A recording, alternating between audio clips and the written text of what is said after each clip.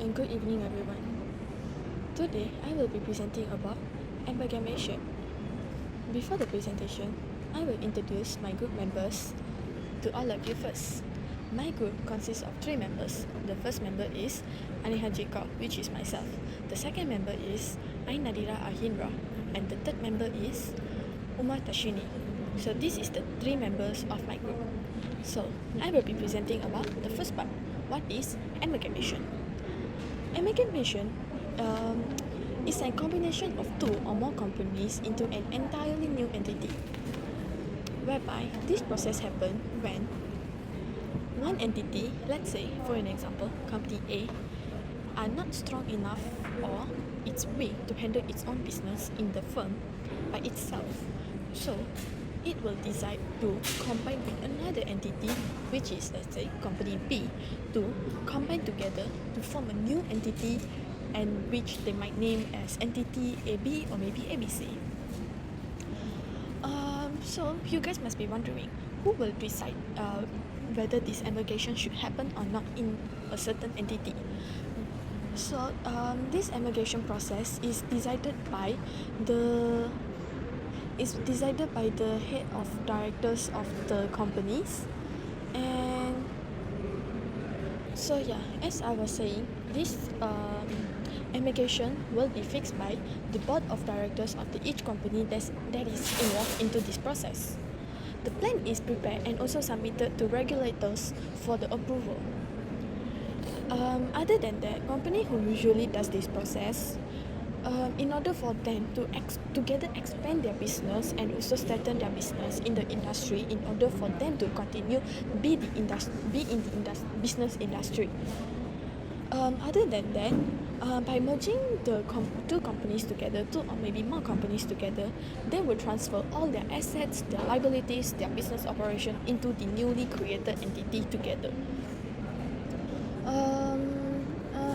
This process, amalgamation process, can help these firms to increase their cash resources, reduce their competition, and also save companies on taxes among the other and also among other potential benefits.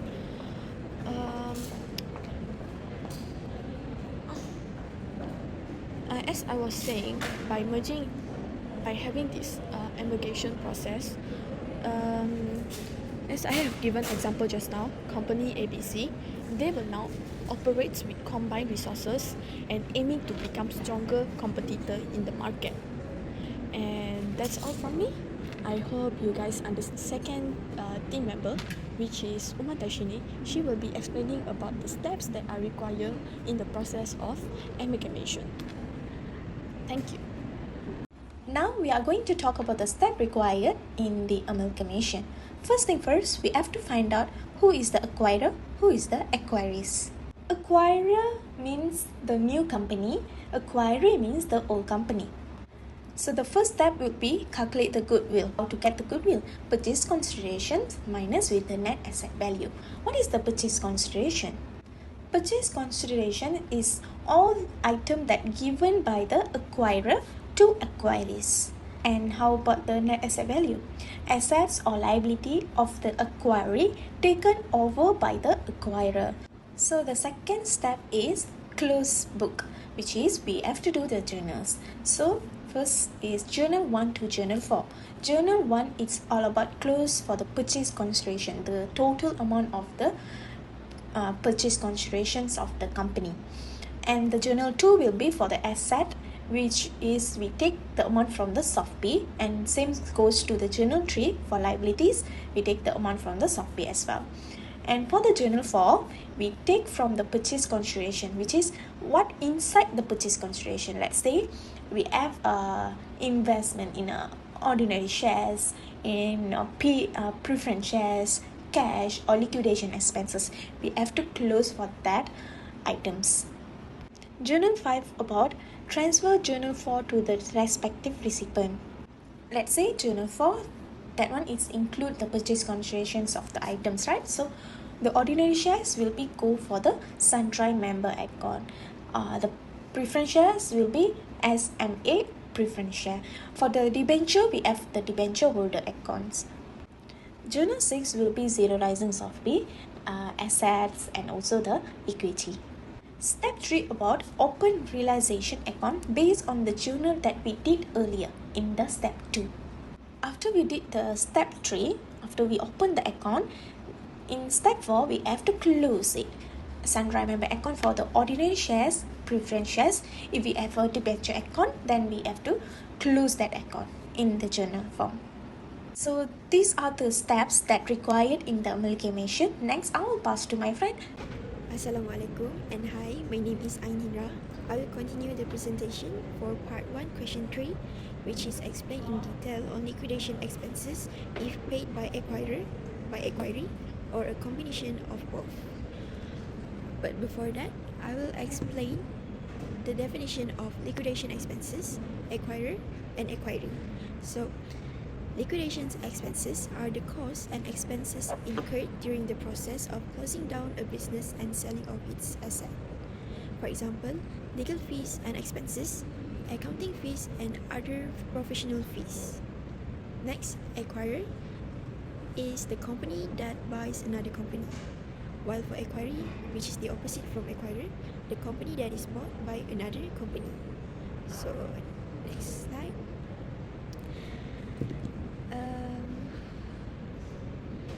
If liquidation expenses paid by acquirer, the situation will be when a company A acquires company B, which has an abundance of debt, like a lot of debts, and redundant asset, which is redundant is unnecessary. This situation shows that company A agrees to cover all liquidation costs, including severance payments to company B's employees, covering legal and regulatory fees, and handling any administrative expenses required to finalize the acquisitions. Next, the situation when paid by acquiree. Imagine that company B is being acquired by company A, a well-capitalized business with a solid cash flow. Company B, wanting to streamline the acquisition